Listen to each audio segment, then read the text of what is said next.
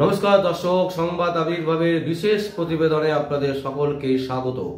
আমরা প্রত্যেক দিনের মতন আজকেও একটি বিশেষ এবং গুরুত্বপূর্ণ সংবাদে আপনাদের সকলকে স্বাগত জানাচ্ছি। সন্দেশখালিতে রীতিমতো কিন্তু যেভাবে আগুন জ্বলছে, সেই আগুন কিন্তু পশ্চিমবঙ্গের আরও অনেক জায়গায় ছড়িয়ে পড়বে, যে কারণে পশ্চিমবঙ্গে কিন্তু এই মুহূর্তে সবাই সন্দেশখালির দিকে তাকিয়ে আছে। সন্দেশখালিতে যেভাবে অত্যাচার হতো নারীদের ওপর, সেই যে বিভৎসতা, সেটাও কিন্তু বারবার প্রকাশিত হচ্ছে বিভিন্ন সংবাদ মাধ্যম থেকে শুরু করে ওখানকার অনেক মহিলারা, তারাও কিন্তু তাদের যে বক্তব্য, সেই বক্তব্য পোস্ট করছে রীতিমতো। তারাও বিভিন্ন জায়গায় হোয়াটসঅ্যাপে বিভিন্ন রকমের যে বক্তব্যগুলো, সেই বক্তব্যগুলো কিন্তু আমাদের কাছেও এসছে। দর্শক, আমরা সেই বক্তব্যে যাচ্ছি না, আমরা বলছি যে শাহজাহানকে এখনো পর্যন্ত গ্রেপ্তার কেন করতে পারছে না ইডি বা রাজ্য পুলিশ, মমতা ব্যানার্জির যারা দালাল পুলিশ, তারা কেন এখনো পর্যন্ত গ্রেপ্তার করতে পারল না? শাহজাহানের যারা সাঙ্গপাঙ্গ, তারাও কিন্তু দিব্যি এদিক ওদিক ঘুরে বেড়াচ্ছে, গ্রামের পর গ্রাম আগুন জ্বলছে, মহিলারা রীতিমতো বাইরে বেরিয়ে বিক্ষোভ দেখাচ্ছে। তারপরেও কিন্তু মাননীয় মুখ্যমন্ত্রী মমতা ব্যানার্জির কোনো হুঁশ নেই, দিব্যি ঘুরে বেড়াচ্ছেন, খেলা করছেন, মচ্ছব করছেন। আগামী 2024 মানে এই যে 2024-এর এপ্রিলে যে ইলেকশন, লোকসভা ইলেকশন, সেই ইলেকশন নিয়ে রীতিমতো মজে আছেন। কিন্তু একবারও সন্দেশখালিকে কিভাবে শান্ত করতে হবে প্রশাসনিকভাবে, তিনি এখনো পর্যন্ত কোনো পদক্ষেপ করেননি বলেই কিন্তু খবর। আজকে সন্দেশখালিতে মাননীয় রাজ্যপাল তিনি পৌঁছেছিলেন, কিন্তু তাকে রীতিমতো তৃণমূলের কিছু লোকজন তার বিরুদ্ধে কিন্তু নানান রকমের কুৎসিত মন্তব্য করেন এবং গো ব্যাক স্লোগান তোলেন, নানান রকমের বক্তব্য তাকে থেকে মন্তব্য করায়, তাকে ঘিরে ধরে বিক্ষোভ দেখানো হয়েছে সেখানকার মানুষজন। কিন্তু আদৌ কি সেখানকার মানুষজন, নাকি তৃণমূল কংগ্রেসের পোষা কিছু মানুষ যারা এই তাণ্ডবটা করছেন, যারা এই ধরনের ঘটনা ঘটাচ্ছেন? তার কারণ কি দর্শক? তার কারণ হচ্ছে, আমরা পরিষ্কারভাবে দেখলাম আজকে বিধানসভাতে বিরোধী দলনেতা শুভেন্দু অধিকারীর নেতৃত্বে একটি মিছিল করেছিলেন বিধানসভার প্রাঙ্গণে, বিধানসভার ভেতরে। সেই মিছিল করার জন্য এবং সেই মিছিল থেকে রীতিমতো স্লোগান উঠল সন্দেশখালিকে নিয়ে, আর সেই স্লোগানের জন্য সাসপেন্ড করা হলো মাননীয় বিরোধী দলনেতা শুভেন্দু অধিকারীকে। কেন বিমান বন্দ্যোপাধ্যায় কেন সাসপেন্ড করছেন বারবার করে শুভেন্দু অধিকারীকে? কি প্রয়োজন আছে শুভেন্দু অধিকারীকে সাসপেন্ড করার মতন? বিরোধী দলনেতা হিসেবে রাজ্যে যে পরিস্থিতি চলছে, যে ভয়াবহ পরিস্থিতি চলছে, সেই ঘটনাকে তুলে ধরার কাজই হচ্ছে বিরোধীদের।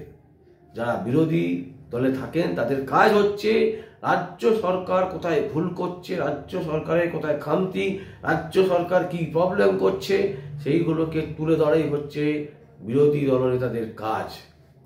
সেই কাজটাকে সঠিক করে প্রয়োগই করতে দিচ্ছে না দালাল বলা যেতে পারে বিমান বন্দ্যোপাধ্যায়, যিনি বর্তমানে রাজ্যের স্পিকার, বিধানসভার স্পিকার। তিনি কিন্তু রীতিমতো বলতে দিচ্ছেন না। তাহলে তার প্রয়োজনটা কি? কিসের দরকার আছে? তিনি যদি নিরপেক্ষভাবে কোনো কথা নাই শোনেন, তিনি যদি মমতা ব্যানার্জি যেহেতু তাকে বসিয়েছেন, তার জোরে তিনি বসেছেন, তাই জন্য তাকে চামচেবানা করতে হবে, তাহলে তার প্রয়োজনটা কি দরকার আছে রাজ্যে? দর্শক, আমরা এই কথাটা কেন বলছি, এর পেছনে কারণ হচ্ছে একটাই, বিরোধী দলনেতার কাজ হচ্ছে সব সময় যেটা সঠিক কাজ হবে না সেই কাজের বিরোধিতা করা। বিধানসভায় করবে না তো কোথায় করবে? বিমান বন্দ্যোপাধ্যায়ের বাড়িতে করবে, বিমান বন্দ্যোপাধ্যায়ের বাড়িতে গিয়ে বিরোধিতা করবে। বিধানসভার কাজই হচ্ছে বিধানসভাতে বিরোধী দলনেতা যারা আছেন, বিরোধী নেতা নেত্রী যারা আছেন, তারা রাজ্য সরকারের যে সমালোচনা সেইগুলো তুলে ধরবেন। আর স্পিকারের কাজ হচ্ছে সেইখান থেকে সঠিক সিদ্ধান্ত নিয়ে রাজ্যকে এগিয়ে নিয়ে যাওয়া। অথচ সেই স্পিকারের ভূমিকা কি পালন করছেন বিমান বন্দ্যোপাধ্যায়? মুখ্যমন্ত্রী মমতা ব্যানার্জি যেটা বলে দিচ্ছেন সেই ইনস্ট্রাকশন মতন তিনি কাজ করছেন। মানে যেহেতু তাকে জবটা দিয়েছেন মাননীয় মুখ্যমন্ত্রী মমতা ব্যানার্জি, স্পিকারের জব, তাই মমতা ব্যানার্জির দালাল ভিত্তি করতে হবে, দালালি করতে হবে, তবে তো টিকে থাকবে। আমরা স্পষ্ট এইভাবেই বলছি, একেবারে পরিষ্কারভাবে স্পষ্ট করে বলছি যে আজকে নয়, এর আগেও শুভেন্দু অধিকারীকে সাসপেন্ড করা হয়েছিল।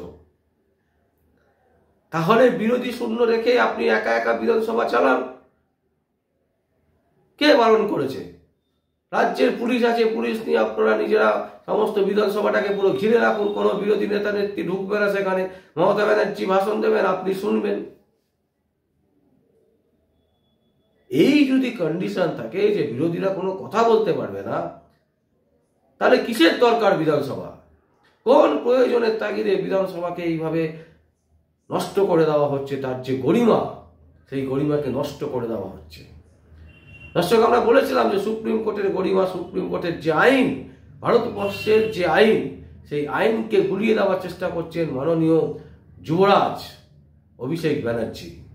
তার নেতৃত্বে বড় বড় পোষা আইনজীবীরা তারা রীতিমতো দিনের পর দিন চেষ্টা করছেন সুপ্রিম কোর্টকে, কলকাতা হাইকোর্টকে ভুল বুঝিয়ে আইনটাকে একেবারে নষ্ট করে দেওয়া। আইনের ওপর মানুষের যে বিশ্বাস, সেই বিশ্বাসটাকে একেবারে নষ্ট করে দিয়ে একটা গুলিয়ে দেওয়া চেষ্টা, যে অ্যাকচুয়ালি আইন কিছু না, যারা বিধানসভায় জিতে আসবে, যারা লোকসভায় জিতে আসবে, তারাই শেষ কথা বলবে।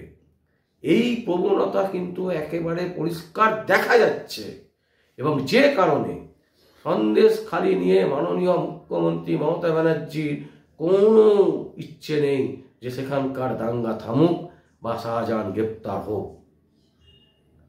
কারণ শাহজাহান গ্রেপ্তার হয়ে গেলে তার অনেক কিছু, যদিও পশ্চিমবঙ্গে 12.5 কোটি মানুষ জেনে গেছে যে দুর্নীতির আসল মাথাকে, শাহজাহান গ্রেপ্তার হলে আরো প্রচুর ডকুমেন্ট চলে আসবে, সরাসরি নাম চলে আসবে মুখ্যমন্ত্রী মমতা ব্যানার্জি, অভিষেক ব্যানার্জির নাম।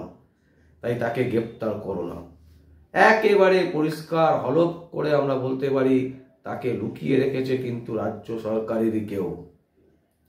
কারণ তা না হলে একটা মানুষ উড়ে গেল, তাকে খুঁজে পাচ্ছে না, না সেন্ট্রাল গভর্নমেন্টের কেউ খুঁজে পাচ্ছে, কোনো তদন্তকারী দল, না রাজ্যের পুলিশ খুঁজে পাচ্ছে, কেউ খুঁজে পাচ্ছে না। তিনি কি জাদু জানে নাকি? শাহজাহান কি জাদুঘর যে তিনি লুকিয়ে রেখেছেন নিজেকে? এই প্রশ্ন আমরা তুলছি কারণ সন্দেশখালিতে যে ঘটনাগুলো ঘটছে তা কিন্তু সত্যিই পশ্চিমবঙ্গের জন্য কাম্য নয়। আসুন আজকে বিধানসভাতে শুভেন্দু অধিকারীর নেতৃত্বে কি হয়েছে, আর বিজেপির বর্ষিয়ান নেতা দিলীপ ঘোষ তিনি কি বলছেন, দুটোই আমরা আপনাদের সামনে তুলে ধরছি। দর্শক দেখুন আজকে সন্দেশখালিতে কি ঘটনা ঘটেছে এবং তার বিরুদ্ধে কিভাবে বিধানসভায় বিরোধিতা করেছেন এবং তার জন্য শুভেন্দু অধিকারীকে সাসপেন্ড করা হয়েছে। শুভেন্দু অধিকারী বিরোধী দলের নেতা, তিনি কি বলছেন, আর বিজেপির বর্ষিয়ান নেতা দিলীপ ঘোষ তিনি কি বলছেন, দুটোই আপনাদের দেখাচ্ছি, দেখুন। সন্দেশখালি জ্বলছে, মমতা হাসছে, সন্দেশখালি জ্বলছে, মমতা হাসছে, এই নারী নির্যাতনকারী সরকার আর নেই। আমরা ভোটের জন্য সন্দেশখালির জন্য সাসপেন্ড হয়েছি, সন্দেশখালির মায়েদের জন্য সাসপেন্ড হয়েছি। আমরা গর্বিত, আমরা গর্বিত। সন্দেশখালির মায়েদের জন্য আমরা সাসপেন্ড হয়েছি, সন্দেশখালির মায়েদের জন্য আমরা সরকার, ধর্মের সরকার আমাদের সাসপেন্ড করেছে। দেবকে নিয়ে চলছে, আরেকজন দেবীকে খুঁজে পাওয়া যাচ্ছে না। সেখানে আগুন জ্বলছে সন্দেশখালিতে, মহিলারা অত্যাচারিত, দিনের পর দিন ধর্ষিতা, তারা ঝাঁটা লাঠি নিয়ে রাস্তায় দাঁড়িয়ে টিএমসি নেতাদের তাড়া করছে, পুলিশকে তাড়া করছে। সেখানকার এমপিকে খুঁজে পাওয়া যাচ্ছে না। তিনি chocolate day, dog day, cat day, কী ডে পালন, ভ্যালেন্টাইন ডে করবেন। এরকম নেতা লোকদেরকে ভোট দেয় যাদের সামান্য সেন্সিটিভিটি নেই, কোনো স্টেটমেন্ট নেই, কোনো কথা নেই। কমপক্ষে ওনার যাওয়া উচিত ওখানে, একজন মহিলা হিসাবে মহিলাদের দুঃখের সময় তাকে পাওয়া যাচ্ছে না। তো এরকম দেবীদের ভোট দিলে এরকমই নারী স্বাধীনতা। একজন মহিলা মুখ্যমন্ত্রী হওয়ার পর মহিলাদের এই দুর্দশা হবে, তাদের ইজ্জত নিয়ে ছিনিমিনি খেলা হবে, তাদের ইজ্জতকে 500 টাকায় কিনে না হবে, এটা কোনোদিন বাঙালি ভাবতে পারে। দর্শক দেখলেন আপনারা, বিরোধী কেউ থাকবে না, শুধুমাত্র মমতা ব্যানার্জি একাই, তিনি যেটা বলবেন সেটাই বিধানসভার স্পিকার সেটাই করবেন, তার বিধায়করা তো তা সেটাই করবে, কোর্ট সেটাই করবে, কলকাতা হাইকোর্ট, সুপ্রিম কোর্ট, সমস্ত কোর্ট মাননীয় মুখ্যমন্ত্রী মমতা ব্যানার্জি চালাবেন। একটা জায়গা থেকেই সব কিছু চলবে, সেটা হচ্ছে নবান্ন আর না হলে কালীঘাট। থানাগুলো, প্রতিটা থানা থেকে শুরু করে লালবাজার টোটালটাই পুরো প্রশাসন তো এমনিতেই মমতা ব্যানার্জির নির্দেশে চলেন। তো পুরো যে সিস্টেম, এই পুরো সিস্টেমটাকেই চালাতে চাইছেন ব্যানার্জি পরিবার, এবং যার জন্য কিন্তু শুভেন্দু অধিকারী বিরোধিতা করলেই তাকে বারবার করে সাসপেন্ডের মুখে পড়তে হচ্ছে। দর্শক, আমাদের আর কিচ্ছু বলার নেই, আমরা আপনাদের সামনে তুলে ধরছি আয়নার মতো যা ঘটছে রাজ্যে জুড়ে, তার কিছু দৃশ্য আপনাদের সামনে তুলে ধরছি, এবং সেইটা দেখার পর আপনারা আপনাদের সুচিন্তিত মতামত আমাদের কমেন্ট বক্সে অবশ্যই কমেন্ট করবেন, যেরকমভাবে রোজ করেন সেইভাবে কমেন্ট করবেন। আর দেখতে থাকুন পরবর্তী সংবাদ আবির্ভাবে। আমার নাম বিশ্বজিৎ পাল, সংবাদ আবির্ভাবের জন্য।